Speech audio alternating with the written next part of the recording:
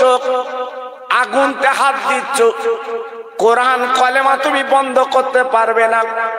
আজকে তুমি যে নিজের নামটা প্রকাশ করছো, আকবর মনে রেখে জেনে রেখে দিও, আমি মোজাল পেশানি বেঁচে আছি, এর তীব্র প্রতিবাদ করছি। আজকে তীব্র ভাষা তোমাকে আজকের প্রতিবাদ করছি। ও ভাইরা রে, সেই দিন দিল্লির সম্রাট মুচকে হেঁটে বলেছিল, ও মুসলমান ফকির, তুমি আমার কি করবে? আমি তো দিল্লির সম্রাট, তুমি আমার কি করবে? তোমার কি করার ক্ষমতা আছে? তোমার আছে লোক বল, তোমার আছে বন্দুক, তোমার আছে আজকের পুলিশ বল। আজকে আমি তো দিল্লির সম্রাট। হ্যাঁ, মোজাল পেশানি হুজুর বলেছিল, ও আকবর, আমার কোনো বল নেই, আমার পাশে আছে আমার মহান আল্লাহ।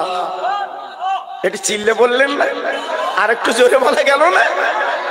দেখেছেন, ইমানি শক্তিটা বেশি বাবা, ইমানি শক্তি বেশি। আজকের ইসরায়েলের টন টন বোমা আছে, এই আজকের প্যালেস্টাইনে মারছে, আজকের টন টন বোমা প্লেনে করে ছেড়ে দিচ্ছে।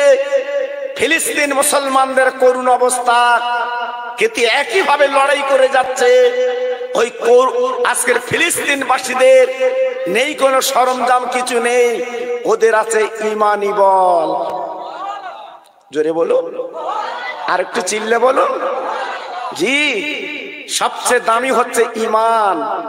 ইমান, ইমানটা যদি ঠিক রাখা যায়, কোনো চিন্তা করতে হবে না। দিল্লির সম্রাট পুলিশদের ডেকে বলেছিল, একটা কাজ করো, যেখানে বাঘ সিংহ যে খাসার মধ্যে আছে বাবা, ওই মুসলমান ফকির তথা দিল্লি আপনার মোজাল পেশানি, ওনাকে ওই খাসার মধ্যে ঢুকিয়ে দাও। ভাইরা, আল্লাহর ওলি আমার মোজাল পেশানি হুজুরকে খাসার মধ্যে ঢুকিয়ে দিলেন।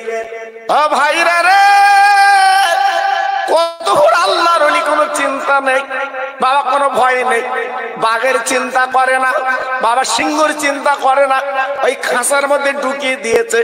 আল্লাহর ওলিকে খেয়ে টুকরো টুকরো করবে বাবা, সবকিছু শেষ করে দেবে।